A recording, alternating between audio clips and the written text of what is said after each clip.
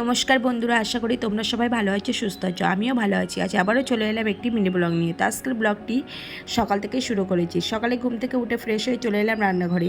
তো আমার ভাত হয়ে গেছে, ভাতটাকে উপর দিয়ে দিয়েছি, আর এদিকে ডাল সিদ্ধ বসিয়ে দিয়েছি, আর এদিকে আলু ভাজাটাও করে নেবো। তো আমার আলু ভাজা হয়ে গেছে, আমি নামিয়ে নিয়েছি। তো সকাল থেকে একটু তাড়াহুড়োই ছিলাম, কারণ কিছুটা রান্না করে ছেলের স্কুলে যাব।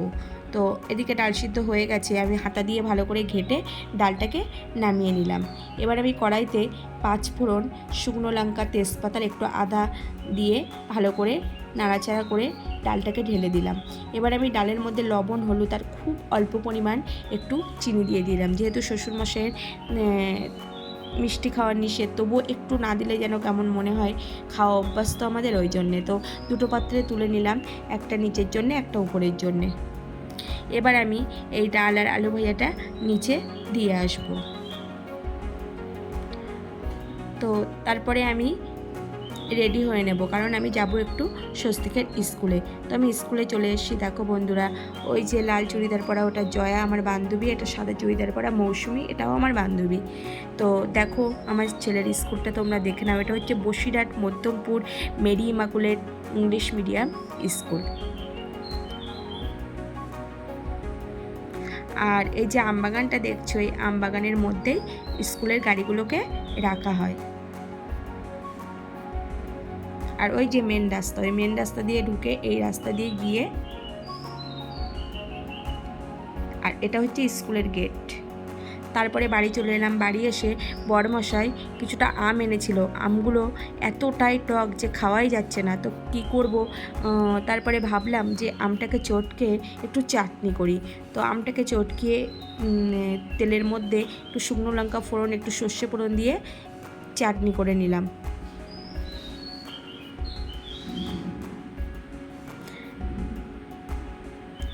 এবার একটু চিনি দিয়ে দিলাম। তো আমার চাটনিটা হয়ে গেছে, আমি নামিয়ে নিলাম।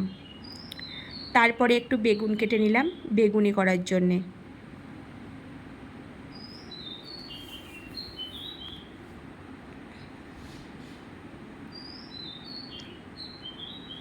এদিকে আমি কড়াইটা বসিয়ে দিলাম, আর এদিকে বেসন, লবণ, হলুদ আর একটু খাবার সোডা আর একটু শুকনো লঙ্কার গুঁড়ো দিয়ে বেসনটাকে ভালো করে ফেটিয়ে নিলাম। হ্যাঁ, ওর মধ্যে একটু কালো জিরেও দিয়ে দিয়েছিলাম।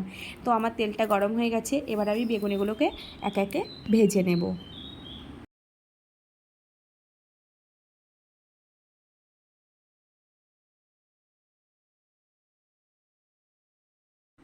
তো বেগুনিগুলো ভাজা হয়ে গেলে আমি এবার একটু পাঁপড় ভেজে নেব।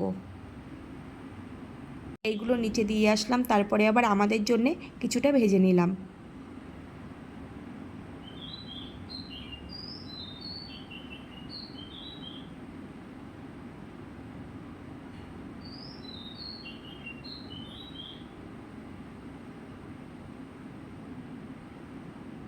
আর বাড়িতে হঠাৎ করে একটা মাসি এসেছিল, ওই জন্যে একটু বেগুনি বানালাম, চাটনি বানালাম, পাঁপড় ভাজলাম।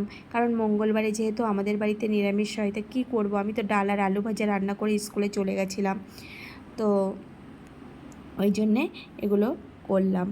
তো আমার হয়ে গেছে, প্রায় একটু বাকি আছে। আর এই বেগুনিগুলো আমি হালকা করে ভেজে রেখে দেবো, কারণ স্বস্তিক স্কুল থেকে আসার পরে তারপরে আমি এগুলোকে আবার একটু ভেজে নেবো, নাহলে ঠান্ডা হয়ে যাবে। তো হয়ে গেছে, এবার আমি থালাতে সাজিয়ে নিচে দিয়ে আসবো। আর এদিকে কাঁঠাল ছিল, কাঁঠালও দিয়েছি। আর শ্বশুর মশাই শাশুড়ি মার তরকারি সকালে নিচেই দিয়ে এসেছিলাম, কিন্তু আবার ওই মাসি এসছে বলে আবার নতুন করে বাটিতে সাজিয়ে নিচে দিয়ে আসলাম। তারপরে বিকেলে চলে গেলাম একটু বসিরহাটে ফ্যাশন সিটিতে। তো আমি ট্রায়াল রুমে গিয়ে একটু ট্রায়াল দিচ্ছিলাম, আর সেটাকেও একটু ভিডিও করে নিলাম। তো এই সাদা টি শার্টটা আমি নিয়েছি, কিন্তু কালো প্যান্টটা আমার একটু লুজ হয়ে যাচ্ছিলো, ওই জন্যে আমি প্যান্টটা নিইনি। আর এই টি শার্টটাও আমি নিইনি, আমার ভালো লাগেনি।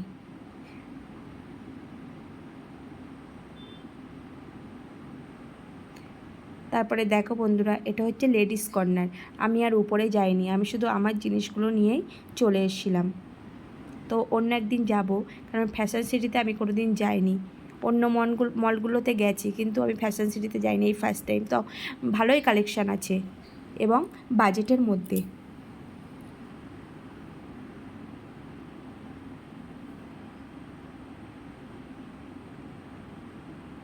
তারপরে নিজেকেও একটু ক্যামেরাবন্দি করে নিলাম।